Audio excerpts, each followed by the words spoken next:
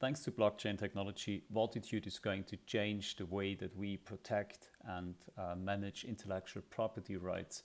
We released a heavily updated white paper that hopefully gives you a better understanding of what the software is going to look like, how is it going to help you protect what's yours, your ideas, your creations, and such, and how to easily share information, how to make defensive publications, how to also have a marketplace that's secure, where you have legal proof for everything that's been done.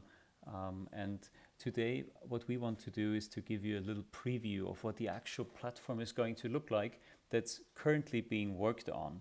So let me share some previews with you here, and please bear in mind that it's obviously not the final version. So these are user flow diagrams, but they allow me to much better give you a preview of what it's going to look like. So Vaultitude essentially, as a basic feature, has the vault. That's where you store all your IP. And imagine you have now opened up the software and successfully logged in. That's Mr. Keith up here. That's our fictional username. And he sees his vault that contains a number of different IPs. So these properties, they are inventions or images or videos, but they could just as well be 3D assets or maybe scientific articles.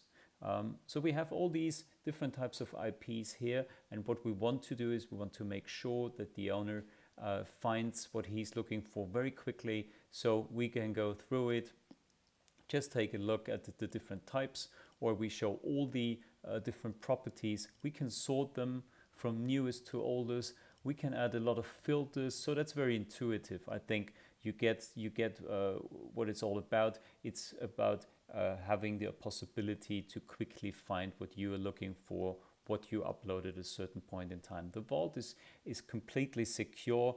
So you're the only one that has access. Nobody, unless you want to, can see what's in here. So let's go through the example of adding one new intellectual property to the vault. So first of all, you select what kind of IP it is. So it could be a media file. Basically, that's a group of different forms of IP. So photos, videos, audio, 3D art, whatever. If you want to upload that, it's pretty simple. You add the title, you describe it in an abstract. We ask you for this information in order to make it possible for others to find. Again, that depends on your settings. If it's private, then that information is just for yourself. But by adding keywords, writing text, and if you want to make it then public, you give other people the chance to easily find that information again. And it's probably in your interest, because if it's public, then you may want to sell it or transfer it or share it or want to get feedback, or you just want it to be public, for legal reasons as defensive publication. So that's really easy. You add all that, and then let's say it stays private, and then we either click continue here or up here, and then we complete the transaction and actually pay what it costs you to store that information on IPFS and the blockchain. We can also go back and maybe pick another category, let's say research. That's more in line for researchers that up to now used traditional journals to publish their articles. But that's of course it takes a lot of time, and there's risk associated with that, because others can come up and maybe have the same idea, or you share it with a number of journals, they turn you down. Much easier, much safer, much faster to do it via Vaultitude. So you again add the title and the abstract and keywords. You add in classification, which also helps to find it. Of course, you enter the text. Of course, you enter other authors that there may be associated with this article. You can associate ownership rights, which is, I think, very relevant for a number of IPs out there. Imagine you upload music and you are representing a band. So I think it makes sense to say, okay, which band member contributed what? Again, let's say it's private, and then you continue and upload it. You see, it's very hassle-free, it's very easy. We are trying to help users as much as possible, guide them through it. Also with the information here on the left side in the upper corner, going from general to classification to text, and try to make it as easy as possible. When it comes to technical disclosures, which is the legal word when you make an invention publicly available, or if you want to store it privately again, it's a little bit more complex because we are asking for this information in order to make it possible to follow WIPO regulations here, international classifications. That's all in line for it to be, actual legal proof in court proceedings or whatever. So that's in your interest to please add this information. Again, title, abstract, and keywords, classification, and then because it's an invention, we need to know more about the background of the invention, how it addresses a certain problem, maybe explain it in a little bit more detail, give examples of its use, and then the claims itself, add figures here, product examples, very easy, drag and drops, just image files or whatever kind of files you need. You can add inventors. Maybe it's not just you coming up with the idea, maybe you have a colleague, again, assigning ownership rights, and then you decide whether that invention is going to stay private, which in many cases is what you want to do. Try to keep it confidential in order not to lose the right to file a patent in Europe, for instance. It's different in the US. And yeah, maybe take a look how it looks if we add all this information. So going back up again, you have the title, you have an abstract, you maybe have some keywords here that allow other users to find it, you add the classifications that you want, and then you have all that background information and other text. Have uploaded some figures here, drag and dropped these files of product examples, edit the inventor, and then you have multiple owners, which again, as mentioned before, can be a very nice thing. Also think ahead, if you want to store that privately, then use Vaultitude to get in touch with IP professionals, file a patent on it.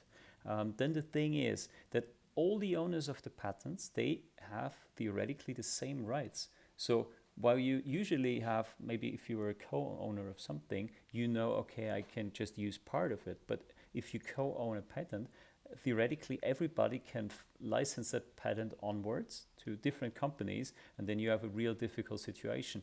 It's completely different here because you have, real proof that you have reached a decision of who owns what. So I think that's a very fancy and nice feature and very easy to use.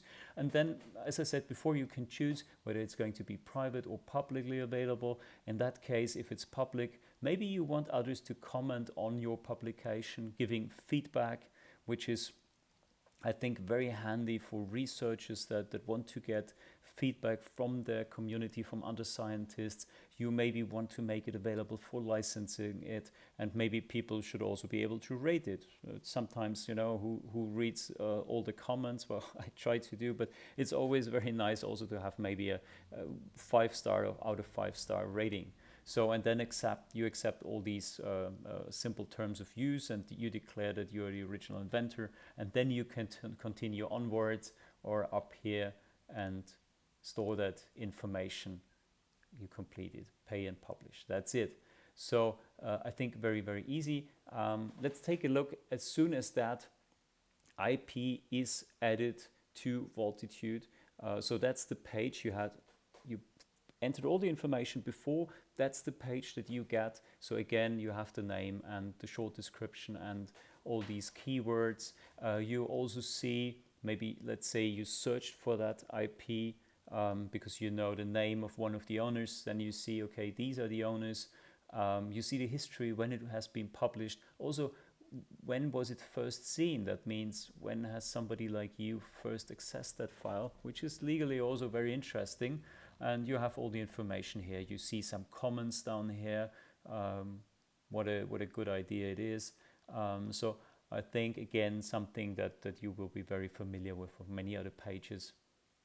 And what's very interesting, let's say you are the owner of that IP, and one of the key features of Vaultitude is being able to securely share information, which is going to be very relevant to researchers, to companies, to universities, but maybe also to artists that just want to keep the things, between themselves and their customers. So you share it easily by selecting the standard NDA that we have. Maybe you can also skip that step. Let's say you're just sending information to a friend, but usually you want to be safe, so you select the NDA, you continue, you can screen it, you have to sign it obviously, and then you search within your connections or enter an email address of that other party that needs to have access.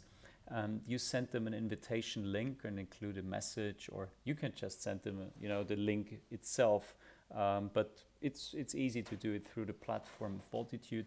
Then they get information, okay, somebody wants to share something with you, but please sign that NDA. And what you get is that others have to sign that NDA online very conveniently, how it goes, but that information is all stored on the blockchain, so you have proof they accepted your terms.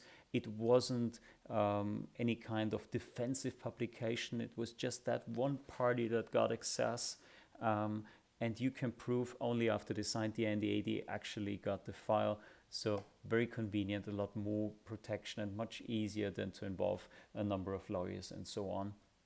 And I said before, you find that IP, how can you do it? So before we have taken a look at our own vault where there's just IP that we have, but you of course can also look through the whole platform, through all the IPs that have been published there, and you can do so easily. Let's say you enter a keyword, you can also select that you want to just search within certain types of IP, or you can take a look at recent searches. But let's say I'm looking for blockchain here. I do get other possible names that I could use here, other keywords, but let's say it's blockchain. Then these are the findings from the platform. Obviously, there are going to be many thousands of them after a while, but in this example here, it's just 48. So from these different types of IP, inventions, media documents, and so on, you can take a look at last search results of yourself. You can use filters, to reduce the number of hits here.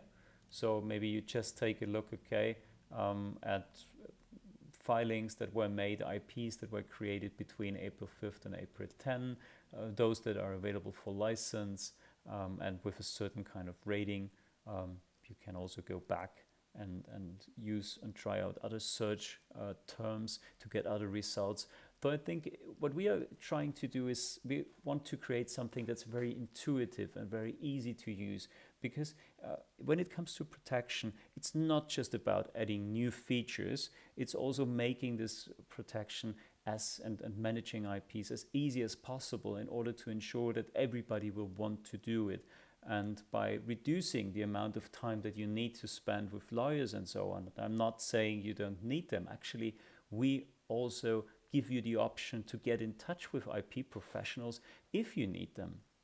So let's say you do have an invention that you have come up with that is privately stored in your vault, and at some point you say, well, I want to actually file a patent. Well, in that case, we can help you.